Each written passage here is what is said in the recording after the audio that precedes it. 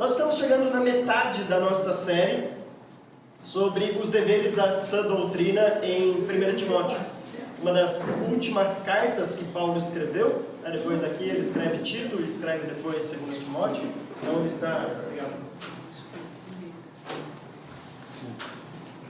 no finalzinho do seu ministério, escrevendo as suas últimas cartas. Nós vimos já então a introdução que ele faz, no versículos 1 e 2, depois como ele rapidamente já adverte Timóteo em relação aos perigos desses falsos mestres que estavam penetrando a igreja e mostrando que a sã doutrina que ele está tanto defendendo aqui nada mais é do que o evangelho do Deus bendito, como ele diz, a expressão que ele usa no versículo 11, mostrando que o que ele está ensinando aqui não é nada diferente do que o próprio Jesus Cristo deixou já para nós, este evangelho.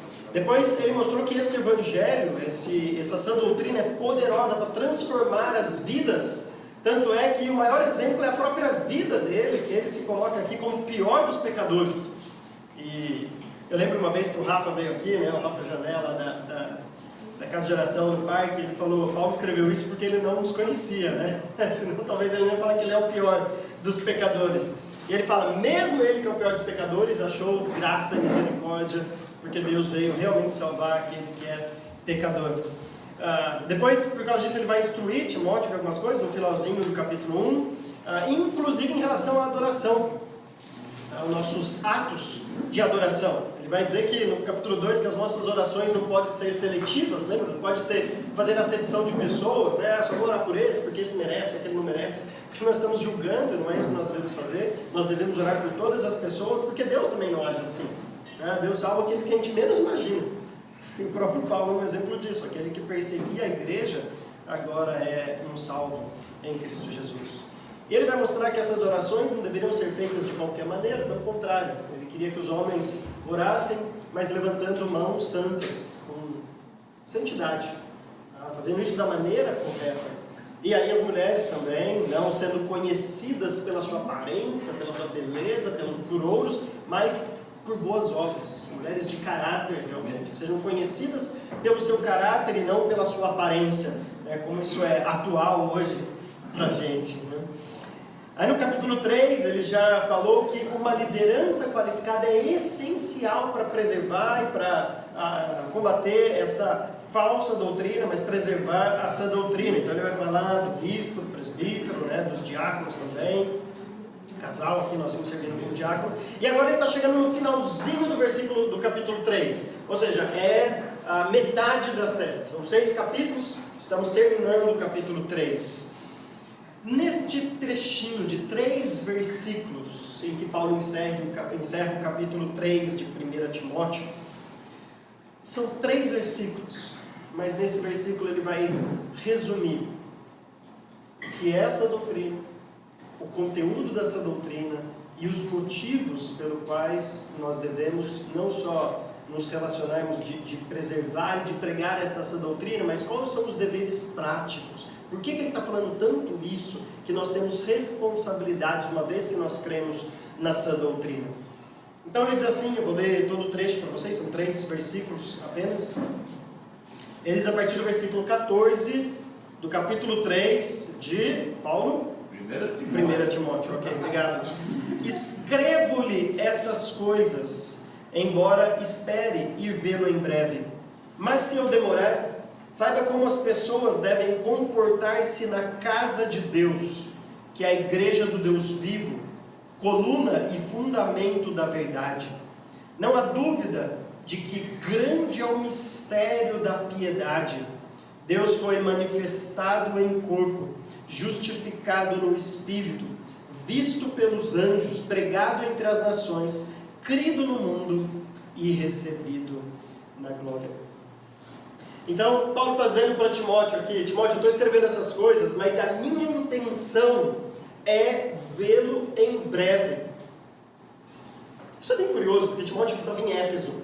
E quando a gente olha lá para Atos 20, aquele texto que eu iniciei a série em Timóteo, parece que Paulo estava convencido de que não ia mais encontrar aqueles presbíteros, que ele chama para conversar, a liderança da igreja até a sua morte. Mas de alguma maneira ele esperava ver Timóteo. Mas ele falou, Timóteo, se isso demorar, Talvez Paulo, não sei se ele chegou depois a encontrar Timóteo, não, mas ele está falando assim, ó, se demorar, ele pede para Timóteo ir até onde ele estava preso, né, levar algumas coisas para ele, mas ele fala, se isso demorar, Timóteo, se demorar muito para te ver, eu estou escrevendo tudo isso para que você saiba de uma coisa: como as pessoas devem comportar-se. Esses são os deveres. Nós temos deveres por sermos cristãos. Não sei se já passou por isso, mas as pessoas esperam isso da gente, né? Quando a gente fala assim que é um cristão, parece que as pessoas já começam a olhar com um olhar diferente, né? Vamos ver o que o cristão vai fazer. Ele fala que serve a Deus, né? Eu lembro quando eu fiz faculdade, parece que era assim, ficava só de olho, assim, né? Parece que eu era o grande aval para eles fazerem o que quiserem, né? Eu lembro muito bem, por exemplo, lá eu fiz arquitetura, né? Na época eu fiz, bom, hoje deve estar igual, né? Mas arquiteto, para ter criatividade no projeto, precisava de uma coisa: de um bom baseado.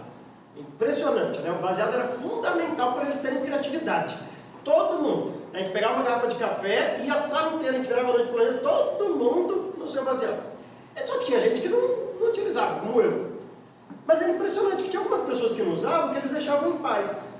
Mas era um desejo de eu dar um trago naquele baseado que vocês não fazem ideia.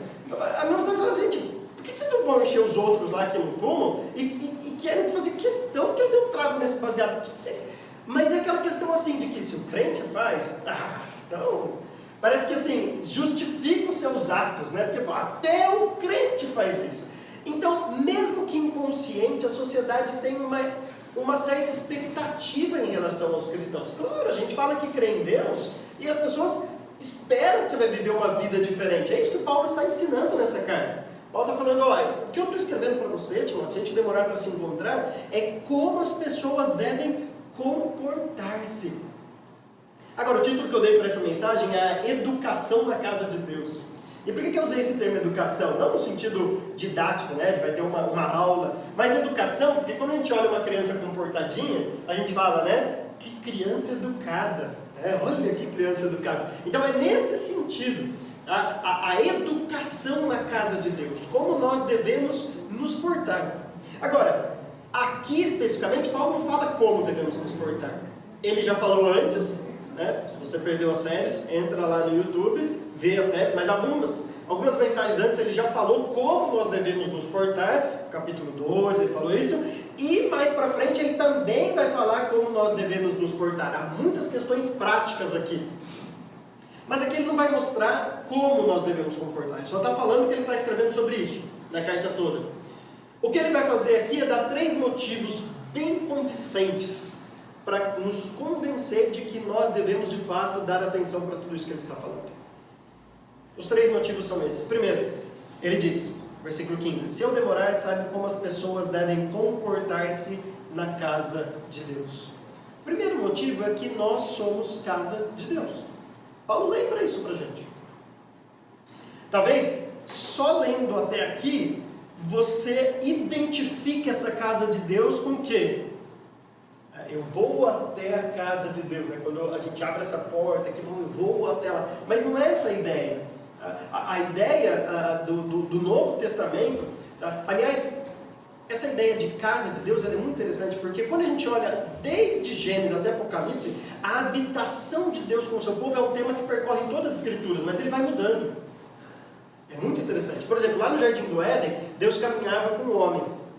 Deus estava lá andando com Adão, conversando com Adão. Provavelmente na pessoa de Jesus Cristo, né? Porque estava caminhando, vendo, né? Deus é Espírito, mas na pessoa de Jesus Cristo, que é a segunda pessoa da Trindade. Mas eles estavam andando, inclusive quando o homem peca, o homem, ouvindo os seus passos no jardim, me escondi. Então, Deus tinha um relacionamento aberto com o homem ali. Mas por causa do pecado, o homem é expulso do Éden. E expulso também desta presença que ele tinha de liberdade. Até que Deus se vê necessário fazer uma habitação para que pudesse se relacionar com o homem. No começo era meio uma tenda móvel chamada tabernáculo. Então montava aqui, desmontava, montava lá, e era muito detalhado, impressionante como Deus queria que tudo fosse detalhadinho, porque a casa dele, ele não habita em qualquer lugar. Deus sempre teve uma preocupação com onde ele habitaria. Até então que o povo deixa de ser nômade, vai lá para a terra realmente que Deus prometeu, e agora é construído um grande templo. E dentro desse grande templo há um lugar ali dentro chamado Santo dos Santos, que é a habitação de Deus, representado por uma grande arca da aliança, que só uma pessoa podia entrar uma vez por ano naquele lugar, para oferecer o sacrifício anual a Deus. Olha só. E esta pessoa, conta, né, diz a história, isso não está na Bíblia a história, era amarrado nele uma cordinha com um sininho, porque se ele tivesse em pecado e entrasse lá, Deus não ia aceitar o sacrifício, ele ia morrer, e ninguém podia entrar lá para resgatar ele, porque senão morria também. Então, se não tivesse mais barulho do sininho, esse daí já foi, aí puxava a cordinha, um a menos no serviço sacerdotal. Por isso que eles tinham todo um ritual de purificação, né, de lavagem, simbolizando o perdão dos pecados, para entrar na presença de Deus como ele sempre quis. Deus nunca aceitou. Quando Adão pecou, Deus não falou: Adão, fica tranquilo, bola para frente. Não, Adão, você pecou, agora vai ter as consequências. Deus não passa a mão na cabeça em cima do pecado, né? A nossa cabeça tem as consequências. E a consequência de entrar na presença de Deus era a morte lá no Santo dos Santos. Aí o templo foi destruído, foi reconstruído, menorzinho ali, um templo bem simples, foi destruído outra vez, foi reconstruído daquele mesmo jeito, e aí em 70 depois de Cristo foi destruído de uma vez por todas. Aí você fala: acabou a habitação de Deus então? Cadê a habitação de Deus agora? Né? O templo foi destruído lá em 70 depois de Cristo, quando os romanos, dizem, né, que os próprios romanos incendiaram Roma pelo menos é o que os historiadores dizem, para que eles tivessem uma justificativa de guerrear contra os judeus, e aí queimaram Jerusalém, acabaram com Jerusalém. Isso durou de 68 até 70 depois de Cristo. E o templo é destruído, como Jesus mesmo já tinha dito, ficará pedra sobre pedra nesse lugar. Quando a gente olha para o Novo Testamento, a casa de Deus no Novo Testamento não é um lugar físico. A casa de Deus no Novo Testamento são pessoas. Depois de Atos 2, agora Jesus tinha dito isso lá em João, né? O Espírito Santo está entre vós, mas um dia ele vai estar em vocês. Vocês vão ser a habitação de Deus. E desde Atos 2, quando o Espírito Santo vem, agora Deus não habita mais em templos, em casas feitas por mãos de homens, mas Deus habita em nós. Agora, sabe de uma coisa? Paulo está lembrando isso para a gente, porque o mesmo critério que Deus tinha de detalhamento no tabernáculo, no templo, é porque ele leva tão a sério essa habitação que ele não aceita qualquer habitação. É por isso que Paulo está falando isso. Paulo está falando: não acha que você fala assim: eu sou um cristão, mas vive uma vida desregrada. Você não entendeu o cristianismo, porque Deus habita em você. De alguma maneira que a gente não entende, né? Como que Deus habita em nós. Mas é isso que a Bíblia diz. Então Paulo está lembrando para a gente que nós somos, de certa forma, uma casa, um edifício. Lembra o texto que eu li no começo, de Mateus 16?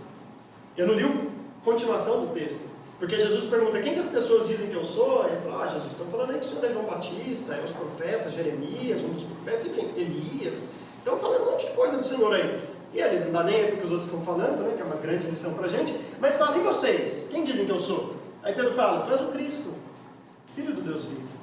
Aí Jesus fala: certinho, tu és Pedro, e sobre esta pedra edificarei. A ideia de edificar é de construir. Eu edificarei a minha igreja. Agora veja bem, a pedra não é Pedro, mesmo porque a palavra Petros em grego significa uma pequena pedrinha. Jesus fala sobre esta pedra, e ele utiliza um outro termo dizendo que é Petra, não é Petros em grego, é Petra, que é uma grande formação rochosa. É como se ele diz assim: legal, seu nome é uma pedrinha, mas sobre esta grande rocha, então Pedro entendeu: opa, tem alguma coisa aí maior do que eu mesmo, eu vou edificar a minha igreja. E Pedro entendeu isso. Olha o que Pedro diz em 1 Pedro, na própria carta dele, no capítulo 2. Pedro entendeu o que Jesus estava dizendo depois. Primeira carta de Pedro, capítulo 2, versículo 4. Pedro diz assim: à medida que se aproximam dele, a pedra viva, rejeitada pelos homens, mas escolhida por Deus e preciosa para ele, vocês também estão sendo utilizados como pedras vivas na edificação de uma casa espiritual, para serem sacerdócio santo, oferecendo sacrifícios espirituais aceitáveis a Deus por meio de Jesus Cristo.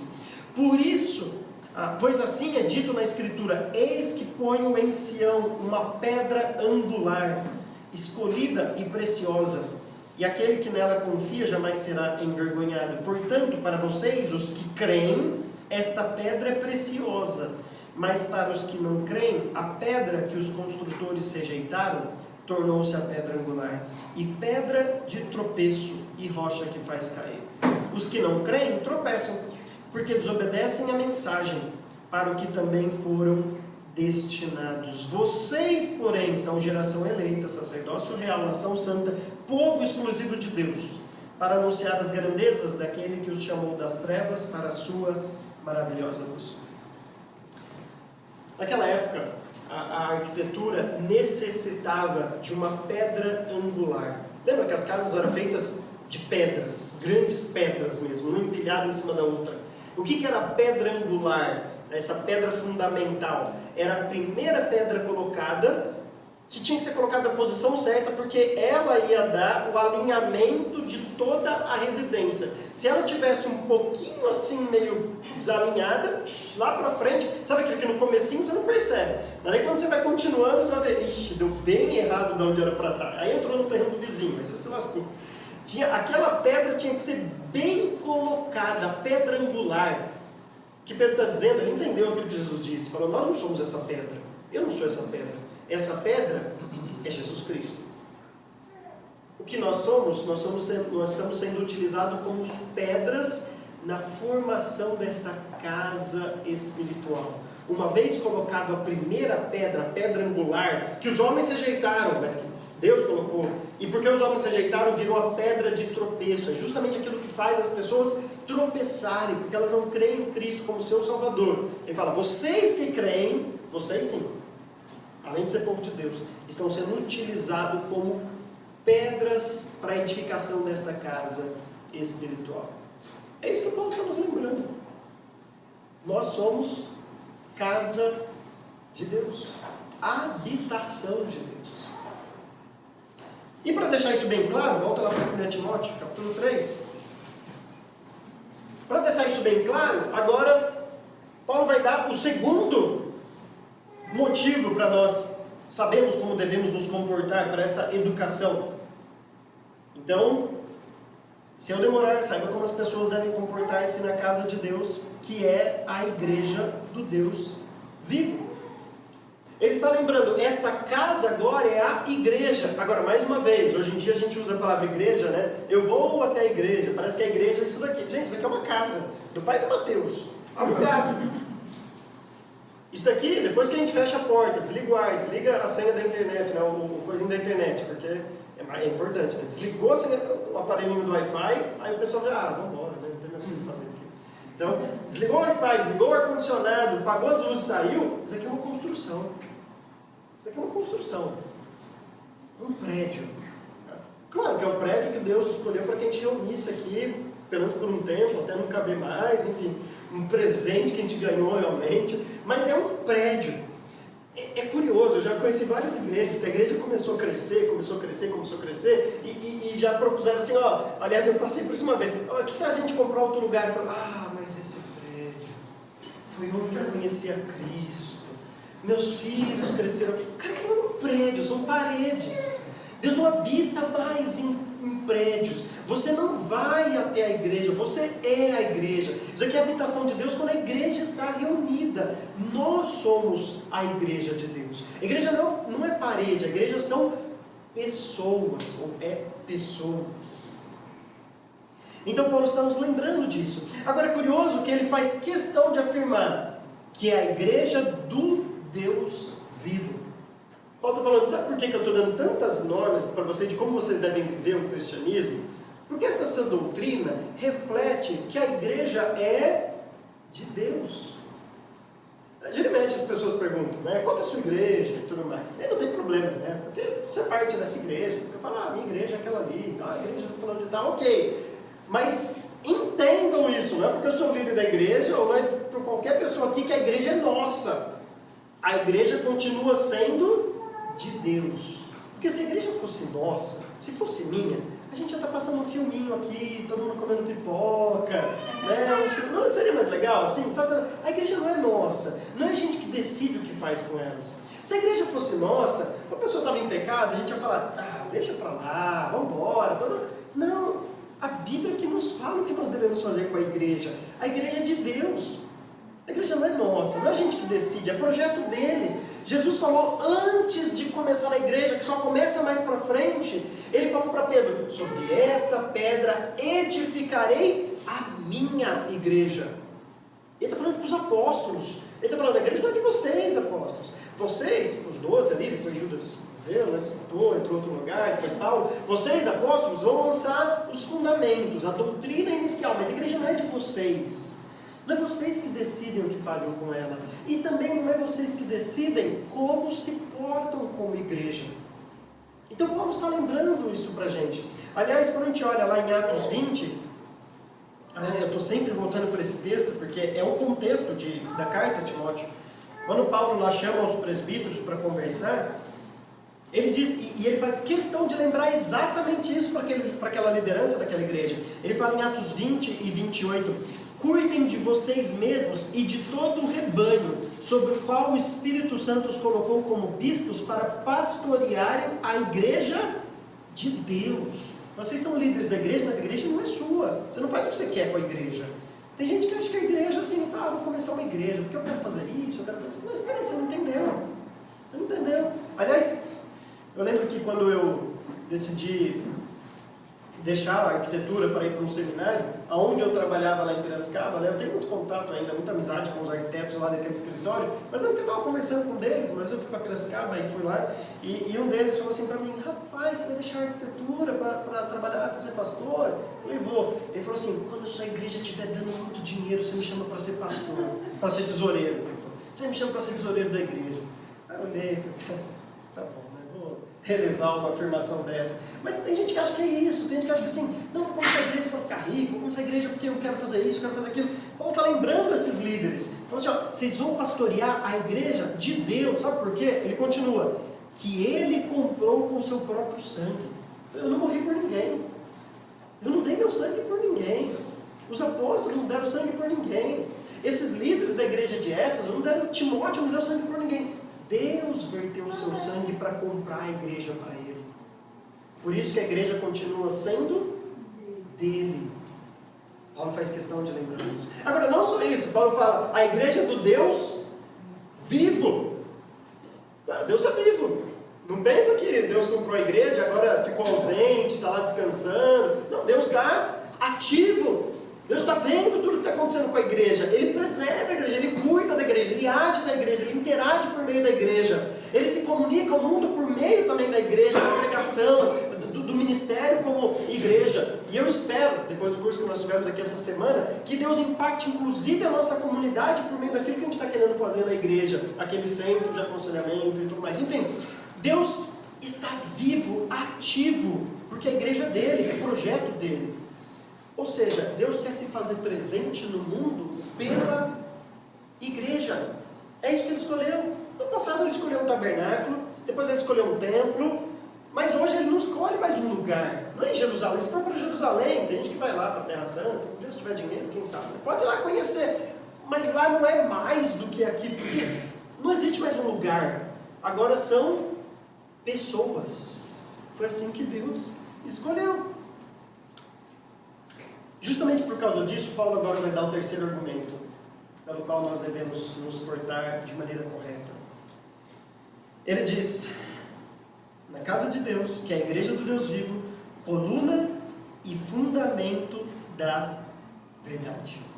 Justamente porque a igreja é de Deus e do Deus vivo e não é minha, é que a igreja é coluna e fundamento da verdade. Agora veja bem, isso não significa, presta atenção, que a igreja é infalível, porque nós somos homens, e talvez, às vezes, aliás, quantas vezes eu já não mudei de opinião quando eu estudo a Bíblia, porque a Bíblia é grande, e Deus comunica na Bíblia com a gente. Se você não tiver humildade de estudar a Bíblia e tiver disposto de que Deus mude suas convicções, nem vai estudar a Bíblia, porque Deus rejeita o orgulhoso. Isso é orgulhoso. Deus concede graça ao humilde. O humilde é aquele que vai disposto e fala assim, ó, eu já li esse texto 15 vezes, mas talvez Deus me mostre algo aqui que eu não tinha visto antes. Então, nós somos falíveis como seres humanos. Eu posso muito bem falar alguma coisa aqui e talvez alguém fale assim, espera aí, Rafael, isso parece que não é o que está escrito aqui no texto. E vocês têm toda a liberdade. Aliás, Paulo, lá em Atos, elogia a igreja de Bereia. Vocês vão lembrar disso naquele texto. Ele fala assim, os bereanos eram muito mais nobres, porque depois que eu pregava lá para eles se reuniam, abriam o Antigo Testamento e falavam, vamos ver se é isso mesmo que Paulo está dizendo. Vamos conferir nas Escrituras se o que Paulo está falando, imagina, Paulo, conferiu Paulo. Vamos ver se o que Paulo está falando bate com as Escrituras, porque se não bater, Paulo fala lá em Gálatas, mesmo que venha um anjo do céu pregando um evangelho diferente do que está na Bíblia, que seja anátema, que seja amaldiçoado. Pode vir um anjo do céu, pode ser o que for. Agora a autoridade está num livro que Deus deixou. Então toda vez que a igreja comunica o que está no livro registrado aqui, nós somos sustentadores desta verdade, da vontade que Deus tem para a humanidade. Toda vez que uma igreja se afasta desse livro, ela deixa de ser coluna e fundamento da verdade. Agora, deixa eu dizer uma coisa. A sociedade não quer isso. A sociedade está lutando cada vez mais para calar a igreja. Sabe como eles fazem isso? Criando uma dualidade entre a vida religiosa e a vida secular. Eles falam assim, ok, você quer ser crente? Você quer ser cristão? Fica tranquilo. Mas isso é domingo à noite lá na sua igreja. Isso é domingo à noite. Quando a gente está conversando de política, não tem cristianismo, aqui não é fé. Fala, como você consegue fazer isso? Porque os políticos estão lá decidindo, por exemplo, se pode abortar ou não. Se uma mulher pode abortar ou não. Como isso não envolve a fé? Como isso não envolve as suas crenças? Do jeito que você vê o ser humano, do jeito que você crê em Deus e no ser humano, vai decidir a sua opinião sobre isso. Como que você consegue deixar de lado a fé? Isso é impossível. Mas eles tentam fazer isso. Não, aqui na faculdade, aqui fé não entra. Como que você faz isso? Como que você responde perguntas morais? Como você deixa a fé de lado? Eles tentam fazer isso. Falam, não, sua fé é domingo à noite. Eu digo, é impossível. Então a igreja é responsável por afirmar para o mundo, como esse exemplo que eu dei, nós somos contra o aborto. Porque o aborto é o oposto do que Deus faz. Só Deus concede vida e só Deus pode tirar a vida. Nós não podemos fazer isso. É Deus que faz. Não sou eu que faço isso. Não é minha responsabilidade. É isso que as Escrituras dizem. Então a igreja tem que sim se pronunciar como coluna e fundamento da verdade. É interessante que ele está usando uma ilustração de uma casa. Ele falou, a casa, que é a igreja de Deus vivo, usou esses parênteses, que é coluna e fundamento. Já viu uma casa sem coluna e sem fundamento?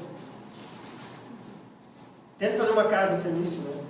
Não. Aliás, é aquela parte da casa que você gasta um dinheirão e depois você joga a terra em cima e não vê nada. Você fala assim, gente, cadê meu dinheiro? Está literalmente debaixo da terra. Você não vê nada. Mas não é porque você não vê, faz assim, ó. Gente, não precisa de um alicerce desse não. Ninguém vai ver mesmo aqui, faz um negócio meia boca. Aí você vai colocar as colunas e fala assim, cadê? Você só vai saber quando você vai tentar pregar alguma coisa que você não consegue. Aqui tem uma coluna, aqui tem uma viga. A estrutura você só vê, você olha e fala, não vê. O reboco cobre, então assim, você não vê mais essa estrutura. Mas faz uma casa sem isso para você ver. A verdade, quem defende a verdade é a igreja. Porque a igreja sabe o que Deus quer pela Bíblia. E a igreja é responsável por falar para as pessoas. Talvez as pessoas não vejam. Aliás, eu lembro exatamente uma vez que, quando eu era bem pequenininho, eu ouvi isso de um pregador. O pregador disse assim, a sociedade não faz ideia do bem que a igreja faz neste mundo. Eles acham que a igreja assim, é o mal necessário. Ou como diriam os filósofos antigos, é o ópio do povo, a religião é isso, a religião estraga as pessoas. Eles não fazem ideia como a propagação da verdade faz bem para a sociedade. Talvez seja como um fundamento, que está debaixo da terra e todo mundo olha e fala assim, para que isso daqui? Mas tira esse fundamento para você ver. Tira os valores cristãos. Tira este valor cristão de que realmente concede o valor verdadeiro para a vida por ser feito à imagem e semelhança de Deus. Você vai ver pessoas assim, não só matando bebezinhos em aborto, mas falando assim, por que eu não posso matar outra pessoa também? Ele está me incomodando, quer saber? Eu vou tirar a vida dele. Sabe o que impede disso? São os valores cristãos que impedem isso. Então Paulo está dando esses 3 motivos pelos quais nós devemos nos comportar de maneira correta. Nós somos casa de Deus, nós somos igreja de Deus e nós somos a coluna e o fundamento da verdade. Claro que, como eu disse, isso não significa que nós somos infalíveis. A Bíblia é infalível, a Bíblia é inerrante, a Bíblia é a palavra de Deus. E para uma igreja ser assim, ela tem que estar centrada na Bíblia, pregar a Bíblia e viver o que a Bíblia está dizendo. Agora Paulo vai então mostrar, neste versículo 16, o grande conteúdo dessa verdade. É aquela pedra angular que Pedro acabou de dizer, que a gente leu lá em Pedro capítulo 2, que sem ela não tem essa casa. Sem ela, todo esse projeto de Deus chamado igreja, você pode deixar, porque daí vira um clube, vira uma associação, vira uma obra, vira qualquer coisa, mas não é igreja. Para ser igreja, tem que ter essa pedra angular. Paulo vai dizer assim, versículo 16, não há dúvida, Paulo vai, eu estou convencido, não tenho dúvida nenhuma, não resta dúvida, de que grande é o mistério da piedade. Antes de entrar no que ele vai dizer que é o mistério da piedade, deixa eu explicar essa frase para vocês. O que era um mistério? Paulo usa muito essa expressão, mistério, mistério, mistério. E o que Paulo usa como mistério, essa expressão, em Efésios ele explica o que é isso. Efésios capítulo 3, ele fala que o mistério para ele usa essa palavra várias, aliás ele é o autor que mais utiliza essa palavra, é aquilo que na revelação de Deus estava meio que encoberto no Antigo Testamento. Não que o Antigo Testamento não falava, mas estava meio assim, sugestivo para lá. E o Novo revelou. Então lá em Efésios ele fala, eu vou te trazer a explicação do mistério, que os profetas lá da antiguidade tanto quiseram saber, mas ficavam tentando saber, mas não sabiam. Aí agora foi revelado para a gente. Isso é um mistério. Então o que é piedade? Vida de piedade é uma vida que vive esse dever de um cristão. Paulo está dizendo, o nosso dever de viver, como nós devemos se comportar, é uma vida de piedade.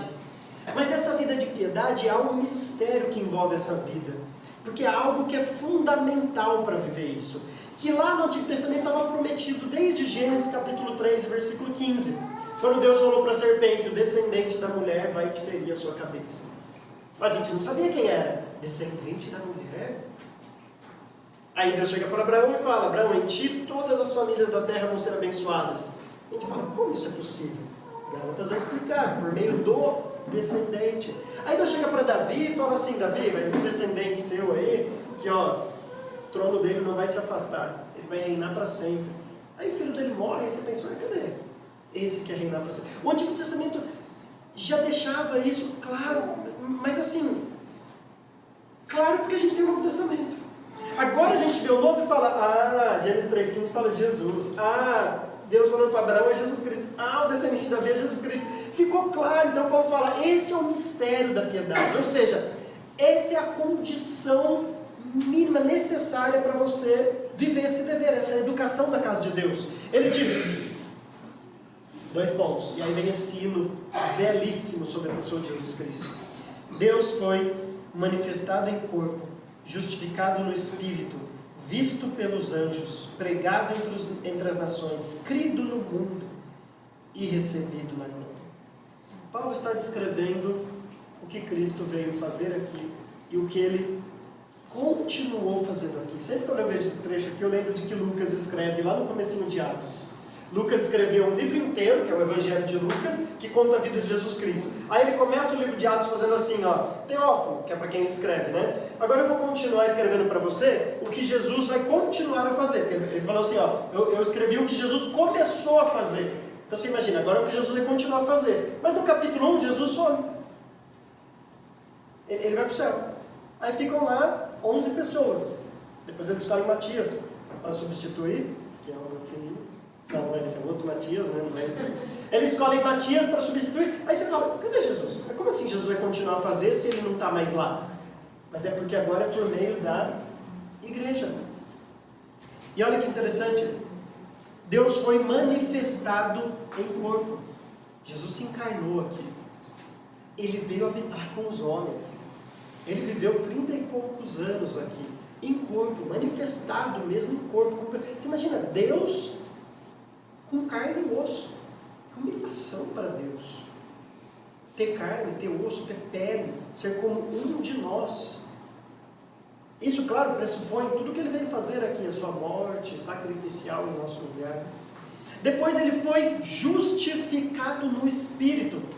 A Bíblia fala claramente que a ressurreição de Cristo foi um ato de que Deus aprovou o seu sacrifício e deu provas disso quando ressuscitou dos mortos. É como se Deus dissesse: isso era o que eu precisava para salvar essas pessoas. É o sacrifício de Jesus Cristo.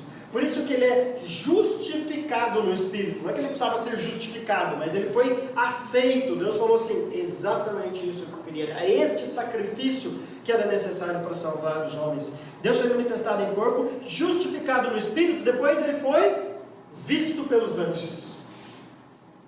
Lembra quando Jesus está lá na cruz e fala para o ladrão: hoje mesmo estarás comigo no paraíso. Logo, logo a gente vai estar lá com os anjos, lá com Deus. Fica calma, aguenta um pouquinho. Aguenta. Logo, logo você vai estar comigo no paraíso. Então Jesus encarna, Jesus ressuscita e ele é visto pelos anjos. Mas daí continua o ministério dele. Esse é o mistério da piedade. Ele é pregado entre as nações. Por quê? Pela igreja, que é coluna e fundamento da verdade. Agora ele é pregado. Esse é o anúncio que nós devemos fazer. As pessoas falam: educação muda o mundo. As pessoas falam: não, alguma coisa vai mudar o mundo, qualquer coisa vai mudar o mundo. E nós temos que dizer: Jesus Cristo pode mudar o mundo. Lá no meu condomínio tem uma pessoa que eu sempre, quando eu vou trabalhar, acho que ela está chegando no trabalho, saindo, mas está escrito na camiseta lá assim: educação não muda o mundo, mas educação muda as pessoas e as pessoas mudam o mundo. E nós dizemos claramente: educação não muda o mundo também. Mesmo porque você pode receber uma péssima educação, isso não vai mudar o mundo coisa nenhuma. O que muda o mundo é a pessoa de Jesus Cristo. Aliás, você tem, é só olhar para Brasília, que você tem várias pessoas educadas, cultas, que não estão querendo mudar o mundo, estão querendo mudar o bolso deles, não estão querendo mudar a sociedade. Sabe o que muda o mundo? Jesus Cristo. Jesus Cristo transforma as nossas vidas, muda os nossos valores, muda as nossas prioridades. Antes a gente se amava, agora a gente ama o próximo. Antes que a gente queria fazer o bem pra gente, agora a gente quer fazer o bem para os outros. Sabe o que faz isso? Não é educação, não é qualquer outra coisa, é Jesus Cristo.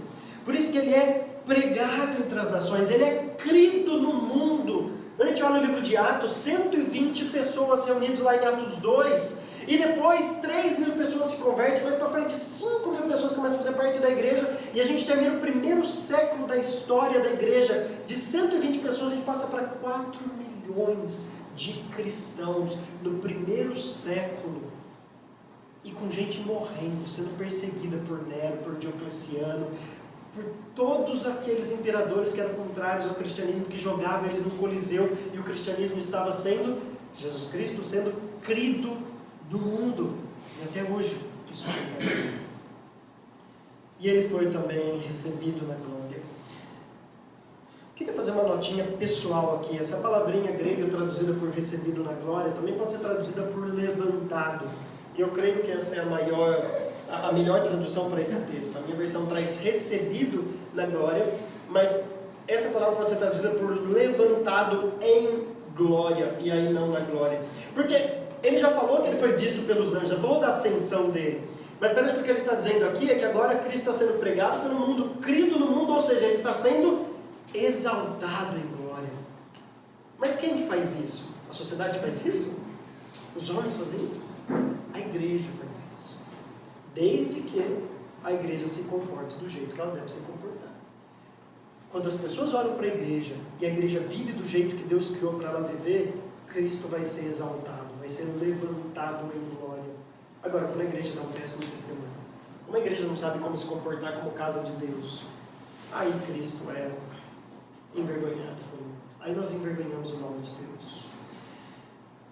Jesus Cristo não é só o exemplo desta piedade, Ele nos dá isso, ele veio aqui para mostrar como nós devemos viver em piedade, dar um padrão, um modelo de como nós devemos viver. Mas a morte dele na cruz, e uma vez que a gente crê nisso, não é só um modelo, é a peça que faltava. Sem isso, você pode tentar viver a piedade, mas você não vai conseguir, porque nós dependemos de Cristo para isso. Eu espero que Ele nos eduque, para que nós sabemos como nos comportar na casa de Deus. Amém?